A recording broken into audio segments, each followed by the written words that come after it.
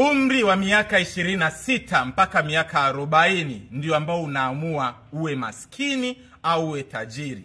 Na watu wengi sana huwa wanakuwa maskini kuanzia miaka 26. Huu ni utafiti ambao umefanywa na benki ya Marekani mwaka 2019, inaitwa Federal Reserve Bank.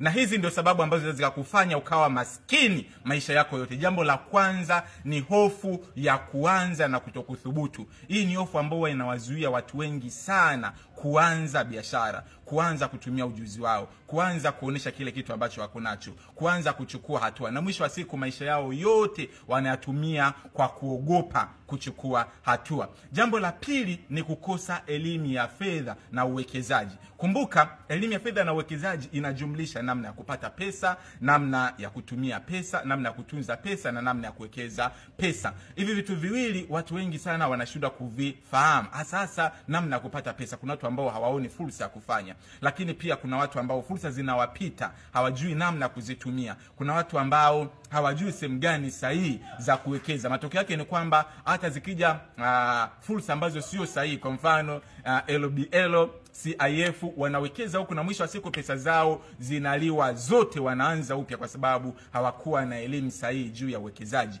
Mambo ya bonds, mambo ya hisa, watu wengi sana wayafahamu, wakati ni mambo ambayo yangeweza kuwapatia fedha kwa miaka mingi. Jambo la tatu ni kuogopa watu watanionaje. Vijana wengi sana wanaishi kwa kufurahisha watu wengine.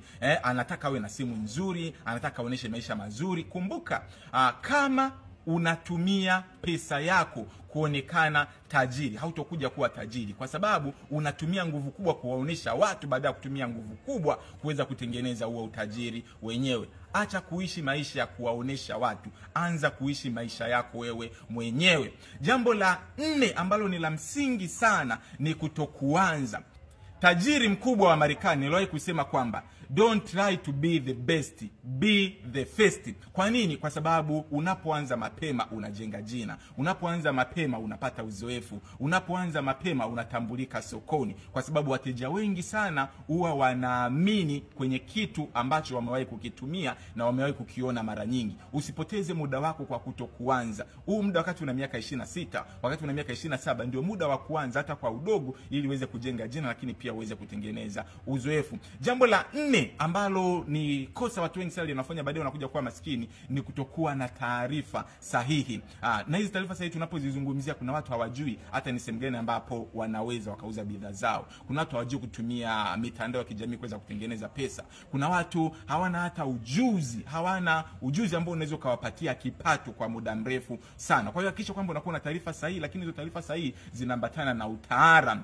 Pasipokuwa na utaalamu utakuwa unaishi maisha yako yote kwa kupata kipato ambacho unapangiwa na watu wengine. Lakini unapokuwa mtaalamu wa kitu fulani, wewe ndiye ambaye unapanga ulipo kiasi gani au ufanye kazi wa kiasi gani, lakini pia unakuwa unajua hiki kitu unawezaje ukakifanya vizuri uweze kulipwa zaidi. Na jambo la mwisho ambalo linafanya vijana wengi baadaye wanakuja kuwa maskini ni kutokuwa na watu sahihi. Tunazungumzia connection. Watu wengi sana watu na contact, hatuna connection. Hatujuani na watu sahihi ambao wanaweza wakatu connect kwenye fursa. Hatujuani na watu sahihi ambao wanaweza kataja fursa. Hatujuani na watu sahihi ambao wanaweza kuelekeza kwamba hizo parachichi ambazo zinalimwa hapo Mbeya, zinalimwa hapo Kyerwa, kwamba zinauzwa India, zinauzwa China, zinauzwa kwenye bara la Asia na hata nchi za Ulaya. Hatuna watu sahihi ambao wanaweza wakatuconnect na fursa. Kwa hiyo hiki ni kitu kimoja hapo ambacho mara nyingi kinatufanya tushindwe kufanikiwa, na baadaye maisha yetu yote ya mbele yanakuwa ni maisha ya kutafuta. Sasa kitu cha muhimu ambacho unapaswa kukifahamu, hakikisha kwamba